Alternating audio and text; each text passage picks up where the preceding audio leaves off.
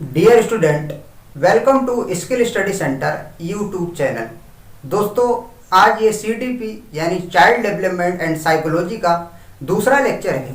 इससे पहले मैंने मनोविश्लेषणवाद आपको बताया था, उसका लिंक आपको इस वीडियो के डिस्क्रिप्शन में मिल जाएगा, वहाँ से आप उसको देख सकते हैं। आज हम लोग अधिगम पढ़ेंगे, जो आपके टेट के लिए बहुत ज़्यादा हेल्पफुल है। अधिगम बहुत बड़ा चैप्टर है, इसके 3 से 4 वीडियो हो सकता है बन जाएं।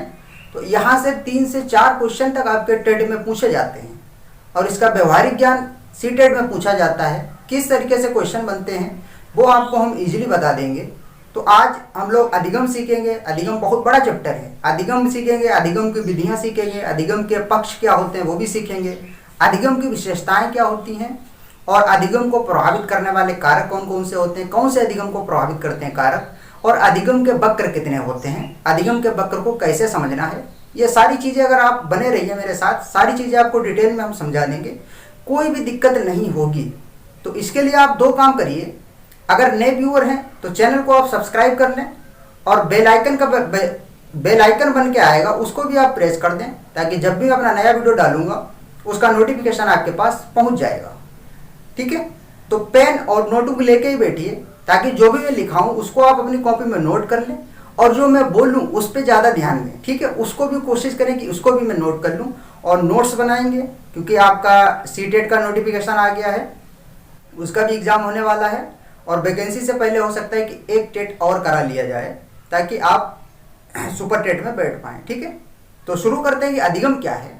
देखो, अधिगम क्या है, इसको कई तरीके से सीख सकते हैं, इसको समझ सकते हैं। अधिगम का मतलब होता है लर्निंग, यानी सीखना।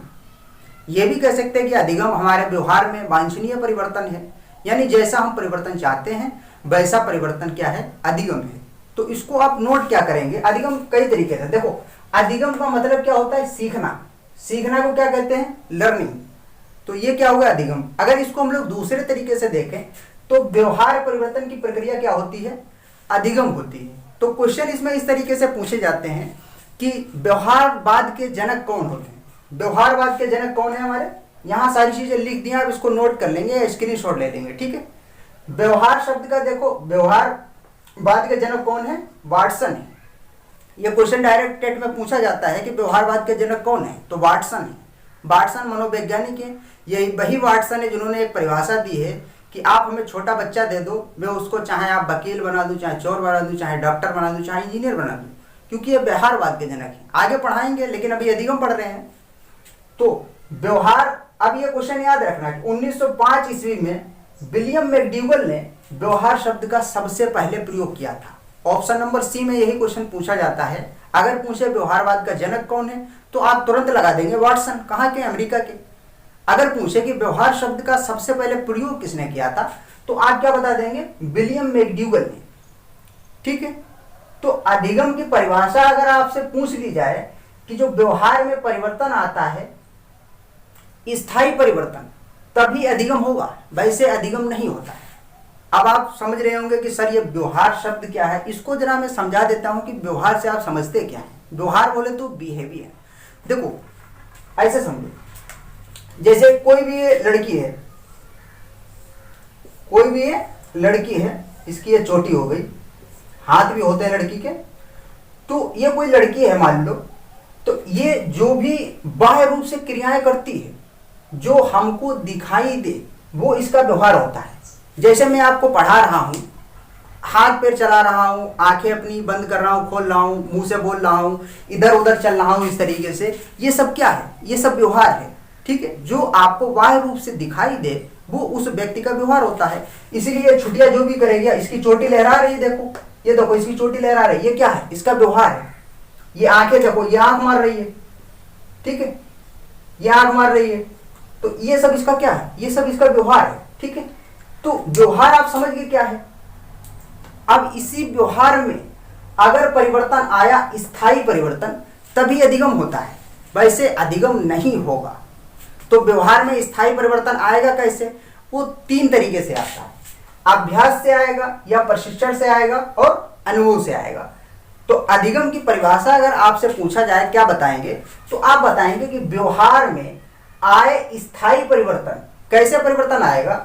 अभ्यास, प्रशिक्षण और अनुभव से आए स्थायी परिवर्तन को क्या कहते हैं? अधिगम कहते हैं। समझ गए? तो सीटेट में यही परिभाषा पूछी जाती है। वहां पूछा जाता है कि अधिगम व्यवहार में आए स्थायी परिवर्तन को क्या कहते हैं? व्यवहार में स्थायी परिवर्तन स्थायी होना चाहिए, मतलब आपके व्यवहार में अगर परिवर्तन हुआ तो वो परिवर्तन रहना चाहिए। ऐसा नहीं है कि परिवर्तन हुआ फिर वैसे हो गए, तो अधिगम नहीं है। समझ गए इसको? अब देखो, ये तीन चीजें आप समझ गए। देखो, अभ्यास और प्रशिक्षण से क्या आता है? अनुभव आता है। आप जब प्रशिक्षण करते हैं, पढ़ते हैं, फिर उसका अभ्यास करते हैं, तब उससे आपके पास कुछ अनुभव आ जाता है। ठीक है, तो कुछ अनुभव आ जाता है और इन तीनों चीजों से हमारे व्यवहार में परिवर्तन हो जाता है, तब उसको क्या कह देते हैं? अधिगम कह देते हैं। ठीक है, तो फिर से इसको समझो। अधिगम का मतलब होता है सीखना या व्यवहार परिवर्तन की प्रक्रिया। और व्यवहार में परिवर्तन तीन तरीके से आएगा, अभ्यास से आएगा, प्रशिक्षण से आएगा, अनुभव से आएगा। और वो परिवर्तन कैसा होना चाहिए? स्थायी होना चाहिए। स्थायी का मतलब यह है कि अगर परिवर्तन आया है तो वो परिवर्तन रहना चाहिए। ऐसा नहीं कि किसी दिखावे में परिवर्तन आ गया और फिर वैसे हो गए, तब अधिगम नहीं है। ठीक है, तो सबसे पहले व्यवहार शब्द का किसने प्रयोग किया? 1905 में। ये डेट भी पूछ ली जाती है, विलियम मैकडूगल ने। ठीक है, सबसे पहले शब्द इसका प्रयोग किया था। व्यवहारवाद के जनक कौन है? वाटसन है। यह भी क्वेश्चन पूछा जाता है। ठीक है, और अधिगम हो गया। तो अब अधिगम की परिभाषा आप लिख सकते हैं कि अभ्यास, प्रशिक्षण, अनुभव से आए व्यवहार में स्थायी परिवर्तन को क्या कहते हैं? अधिगम कहते हैं। क्या और भी कारण हो सकते हैं अधिगम में, व्यवहार में परिवर्तन के? बहुत से कारण हैं। कौन कौन से कारण इधर लिख दिया है। बीमारी से भी व्यवहार में परिवर्तन आता है, थकान से भी व्यवहार में परिवर्तन आता है, परिपक्वता से भी व्यवहार में परिवर्तन आ जाता है, और मूल प्रवृत्ति जो जन्मजात होती है, इससे भी हमारे व्यवहार में परिवर्तन आता है। क्या ये अधिगम होगा? भाई परिवर्तन तो इनसे भी हमारे व्यवहार में आ जाता है। जैसे बीमारी से परिवर्तन कैसे आएगा? कोई बीमार है और कोई बीमार नहीं है, मतलब दो लोग हैं,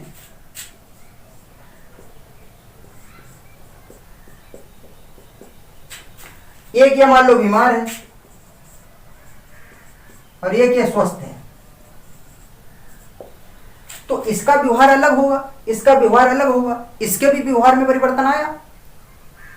किसके कारण आया? बीमारी के कारण। बीमारी के कारण आया परिवर्तन, लेकिन ये अधिगम नहीं है। समझ? अधिगम वही होगा जो अभ्यास, प्रशिक्षण और अनुभव से स्थायी परिवर्तन होगा, वही अधिगम होगा। इसका स्थायी परिवर्तन नहीं है। ये बीमार है, अभी पैरासीटामोल खाएगा, फिर ये स्वस्थ हो जाएगा, तब तो ये फिर वैसा ही हो जाएगा, तो स्थायी नहीं रहा। समझ गए होंगे? I think you got it. तो कोई दिक्कत नहीं होगी, समझा करो। अब समझो, थकान से भी स्थायी परिवर्तन आ सकता है। परिपक्वता भी, परिपक्वता बोले तो मैच्योरिटी होती है। परिपक्वता ऐसे समझ लो, जैसे कोई छोटा बच्चा होता है वो परिपक्व नहीं होता है, उसका फिजिकली डेवलपमेंट होगा, मेंटली डेवलपमेंट होगा, धीरे धीरे क्या होगा, उसकी आदत संवेगात्मक विकास होगा, तो धीरे धीरे वो क्या होगा, मैच्योर हो जाएगा, तो परिपक्व हो जाएगा। तो परिपक्वता का मतलब समझ गए आप? क्या छोटा बच्चा कहे परिपक्व है? परिपक्व नहीं है।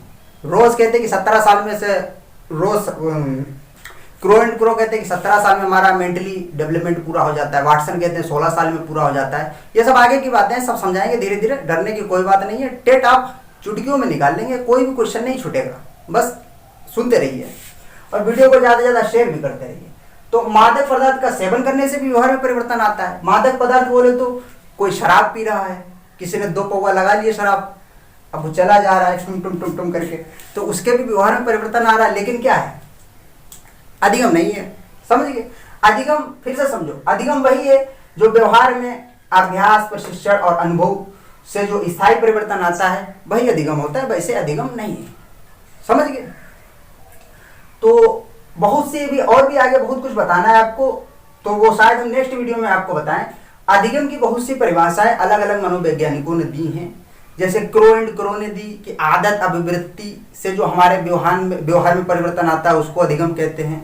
गिलफोर्ड थे एक मनोवैज्ञानिक, उन्होंने कहा था कि व्यवहार के कारण हमारे किसी व्यवहार में व्यवहार के कारण अगर परिवर्तन आता है तो उसको अधिगम कहते हैं। स्किनर महोदय ने कहा था कि अधिगम जो है वो उत्तरोत्तर अनुकूलन की प्रक्रिया है।